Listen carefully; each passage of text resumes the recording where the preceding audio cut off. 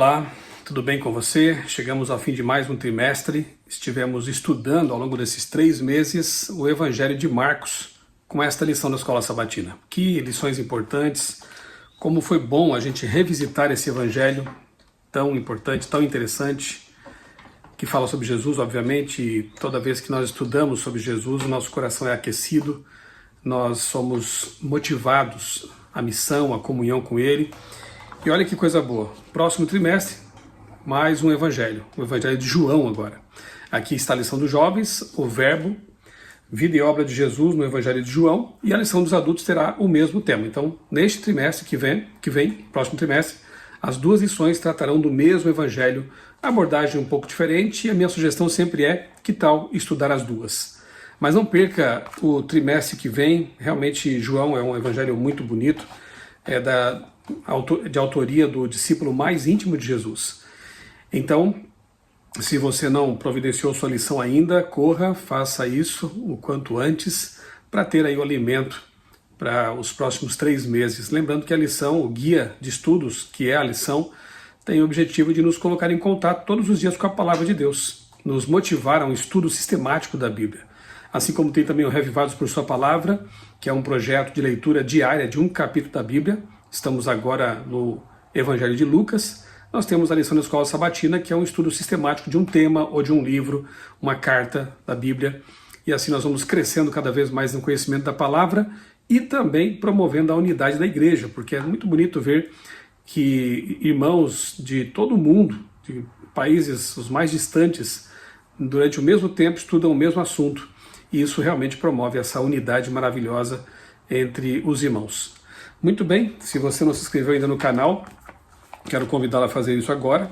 Quem sabe você pode ali se inscrever, acionar o sininho também para receber as notificações de novos vídeos, novos conteúdos. Compartilhe também esses conteúdos aqui, se você for abençoado por eles. Acione o sininho, já pedi isso, né? E comente aqui embaixo também, porque tudo isso faz com que o YouTube entenda que esses vídeos têm relevância, tá bom? O Senhor ressuscitado, encerrando a lição com o grande finale, né? Depois de tantas lutas, tanto sofrimento, os discípulos se dispersaram com a morte do Mestre, agora vem a grande notícia da ressurreição que mudou completamente a vida deles. E aqui está a ilustração da lição, realmente, como sempre, né? Muito interessante, ilustra bem o assunto, do nosso querido amigo desenhista Andrei Vieira. Vamos lá então, o verso para memorizar diz assim: Ele, porém, lhes disse, não tenham medo, vocês procuram Jesus o Nazareno, que foi crucificado, ele ressuscitou, não está aqui. Vejam o lugar onde o tinham colocado. Marcos 16, verso 6. Isso aqui é a pedra mais importante, né, do edifício do cristianismo, porque a ressurreição de Jesus realmente é a evidência maior de que ele é Deus e de que ele tem o poder sobre a morte e de que ele vai de fato ressuscitar aqueles que creram nele, aqueles que morreram, dormiram no Senhor, crendo em Jesus. Muito bem, como o texto é Marcos 16, eu quero convidar você mais uma vez a tomar aí a sua Bíblia, se você tem ela por perto, ou se tem aí no celular, né, enfim. Vamos a Marcos capítulo 16, o último capítulo do Evangelho.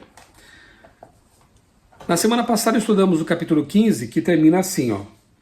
Ao cair da tarde, por ser o dia da preparação, isto é, véspera do sábado, olha como o texto é claro, né?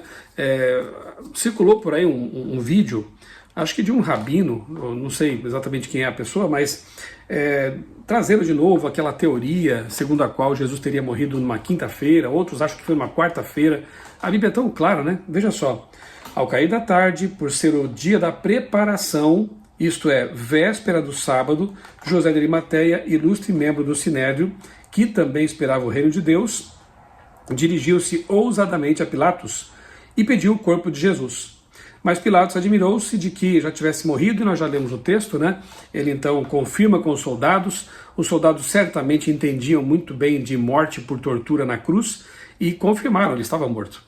Então Jesus morre na sexta-feira, que é o dia da preparação para o sábado, não tem outro na Bíblia, não é? O dia da preparação para o sábado é a sexta-feira.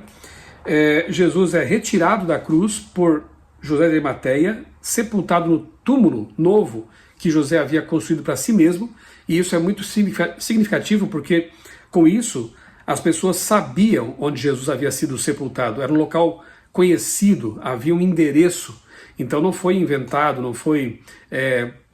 não era algo difícil de se comprovar. Então os nomes que vão aparecendo na história já são também uma confirmação de que os relatos, os fatos, são de fato um fato, né? José de Arimateia existiu e ele era um fariseu. O que ele ganharia em participar de uma mentira deliberada? Nicodemos era um fariseu, uma pessoa importante, teria muito a perder em se envolver com essa história se fosse mentira. Ele se envolve, o nome dele está ali. O próprio Pilatos, né, poderia ter desmentido essa história já no começo. Aliás, era só mostrar o corpo de Jesus para desfazer todas as mentiras que eles achavam que eram mentiras, não é? Jesus ressuscitou. Os romanos e os líderes judaicos que quisessem desmentir essa notícia, seria simples, era só mostrar o corpo de Jesus que estava na sepultura, guardado por uma tropa romana.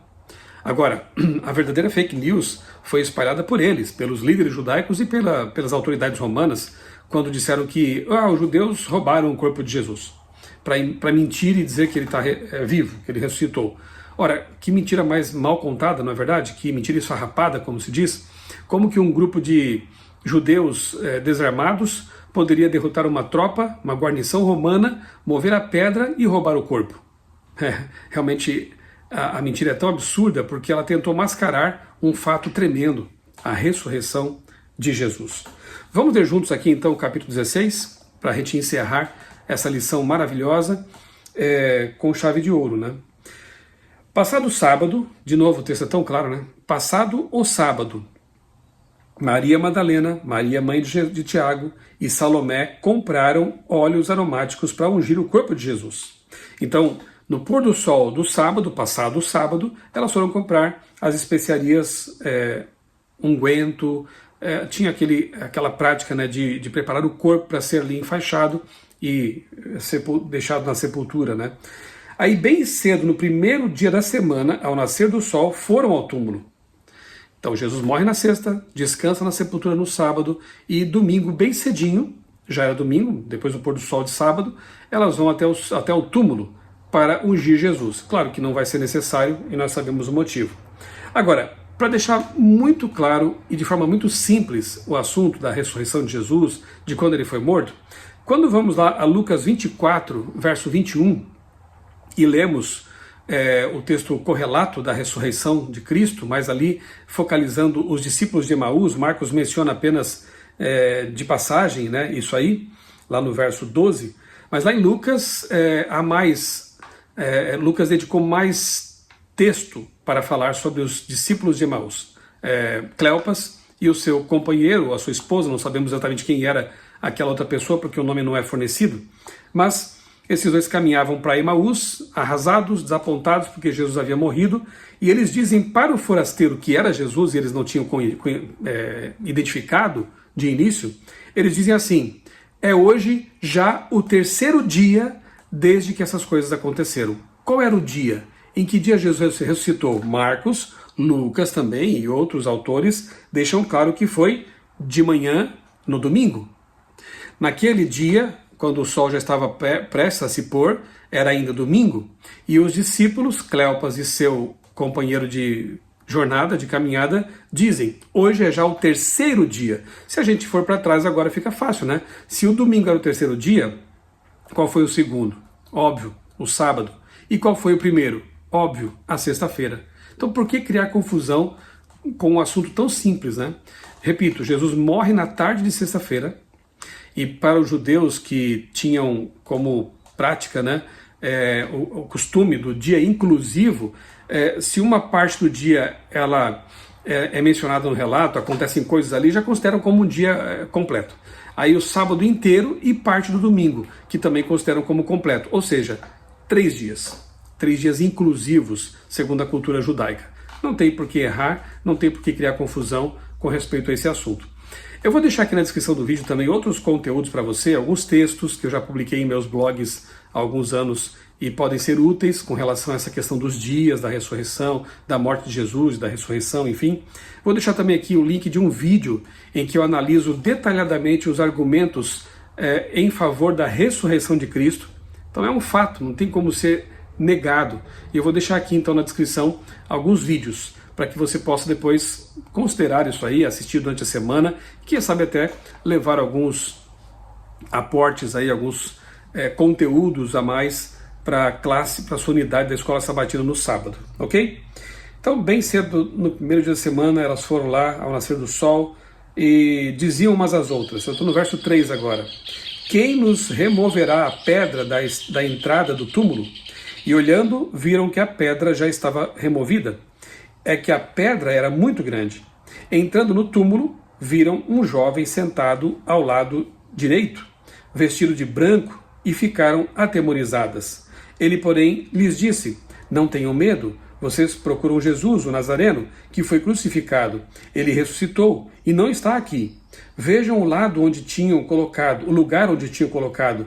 Mas vão e digam aos discípulos dele e a Pedro que ele vai adiante de vocês para Galiléia. Lá vocês o verão, como ele disse. E saindo elas fugiram do sepulcro, porque estavam tomadas de temor e assombro, e não contaram nada a ninguém, porque estavam com medo. É interessante porque aqui é uma menção, né? Diga aos discípulos e a Pedro. Por quê? Porque Pedro estava arrasado. Pedro precisava de uma confirmação do amor de Cristo, porque ele tinha negado Jesus, lembra do relato? Então aqui nós vemos o amor, o carinho de Jesus, né? Em usar um anjo para destinar um recado específico para Pedro, além dos discípulos, né? Bem, há uma questão aqui também interessante, porque Marcos menciona um anjo, mas não diz que foi apenas um anjo. Outro evangelista fala de 2. Então essas variantes nos relatos são elas também uma evidência de história real, não combinada. Quando um juiz está ali ouvindo testemunhas oculares, enfim, de algum ocorrido, um acidente ou coisa parecida, um crime, e essas testemunhas falam de forma muito parecida, combinando em todos os detalhes, o juiz já sabe que aquilo ali é uma fraude, que aquilo foi combinado antes de ser relatado como testemunhas, né? Agora, quando há variação nos relatos, que obviamente não se contradizem, aí o juiz sabe, não foi combinado. Cada um está relatando da perspectiva que teve, né, relatando um fato segundo a perspectiva que teve ali daquele acontecimento. Então, Marcos, ele cita um anjo, o outro evangelista cita 2, mas quem disse que era apenas um, ok? Então, esses detalhes, eles, na verdade, depõem a favor da veracidade desses fatos. Eles não estavam ali mancomunados, não tinham combinado o relato. Eles contaram o que aconteceu de fato, sem procurar maquiar nada. Aliás, o que vem na sequência agora aqui, se fosse uma história inventada, seria uma história muito mal inventada. Olha só, verso 9. Aliás, né, aqui fala de tomadas de temor e tudo mais. Eu quero ler com você aqui o que Paulo diz lá em 1 Coríntios capítulo 15, de 1 a 8. 1 Coríntios capítulo 15, 1 a 8. Olha que interessante a versão de Paulo aqui. Irmãos, venho lembrar-lhes o evangelho que anunciei a vocês, o qual vocês receberam e no qual continuam firmes. Por meio dele, vocês também são salvos, se retiverem a palavra, assim tal como a preguei a vocês, a menos que tenham crido em vão. Antes de tudo, entreguei a vocês o que também recebi, que Cristo morreu pelos nossos pecados, segundo as Escrituras, e que foi sepultado e ressuscitou ao terceiro dia, segundo as Escrituras, e apareceu a Cefas, ou Pedro, e depois aos 12. Depois foi visto por mais de 500 irmãos de uma só vez, dos quais a maioria ainda vive, porém alguns já dormem, já estavam mortos. Depois foi visto por Tiago, e mais tarde por todos os apóstolos. Por último, depois de todos, foi visto também por mim, como por um nascido fora de tempo. Paulo está dizendo o seguinte: olha, irmãos, eu vi Jesus, e obviamente que o Jesus ressurreto, já com seu corpo glorificado, porque Paulo não era um dos discípulos que acompanhou Jesus aqui na terra, mas ele teve contato com Jesus, teve esse encontro com Jesus depois da ressurreição. E ele está dizendo o seguinte: olha, se vocês não creem no meu testemunho, no meu relato, então pelo menos ouçam as centenas de pessoas que viram Jesus ao mesmo tempo, das quais muitas ainda vivem. Ele cita aqui 500 pessoas. Jesus apareceu para muita gente. Então realmente é complicado querer desmentir um relato como esse. Alguns falam em alucinação coletiva. Você acha que 500 pessoas teriam tido a mesma alucinação naquele momento ali? Então Paulo está evocando aqui as testemunhas oculares da ressurreição de Jesus. Interessante, né? Bem, avançando aqui em Marcos 16, verso 9 agora. Havendo Jesus ressuscitado de manhã cedo, no primeiro dia da semana, apareceu primeiro a Maria Madalena, da qual tinha expulsado 7 demônios. E partindo ela, foi anunciá-lo àqueles que, tendo sido companheiros de Jesus, estavam tristes e choravam. Estes, ouvindo que ele vivia e que tinha sido visto por ela, não acreditaram. Duas coisas que eu quero comentar com relação a esses versos aqui, de 9 a 11. Primeiro, a honra que Maria Madalena recebeu de ter sido a primeira pessoa, né, essa mulher que amava tanto Jesus, ter sido a primeira pessoa a contemplar o Jesus ressurreto. E o fato de que, se a história tivesse sido inventada, teria sido muito mal inventada. E aqui já vem um elemento que poderia trazer dúvidas sobre a veracidade dessa história. Por quê? Naquele tempo, mulheres não eram sequer ouvidas num tribunal como testemunhas. Elas estavam ali numa cultura machista, que as via como cidadãos ou pessoas, né, de menor importância do que os homens, e colocar Maria Madalena, que além de ser mulher, era uma ex-endemoniada, com um passado obscuro, colocar essa pessoa como primeira testemunha da ressurreição seria um tiro no pé para uma história que estivesse sendo inventada. Mas, repito, os autores não estavam aqui para mascarar os fatos, estavam contando as coisas como aconteceram. E como aconteceu? Maria foi a primeira testemunha da ressurreição de Jesus. Não é incrível? Então, no outro evangelho, a gente vê inclusive Maria confundindo Jesus com um jardineiro ali no horto. Não coloque isso numa história que você quer que seja aceita como verídica. Colocar que essa mulher de passado obscuro, ex-endemoniada, ainda se confundiu achando que era o jardineiro. Será que não era mesmo? Então, são detalhes que são desnecessários num relato que se quisesse passar a impressão de ser verdadeiro, mas que são interessantes quando você considera o fato de que eles são verdadeiros. Os autores não quiseram mascarar nada. Outro detalhe que eu quero só comentar aqui, de passagem, os nossos irmãos católicos e muitos protestantes vão na mesma onda, usam o argumento da ressurreição no domingo para dizer que Jesus teria mudado o sábado para o domingo como dia de repouso.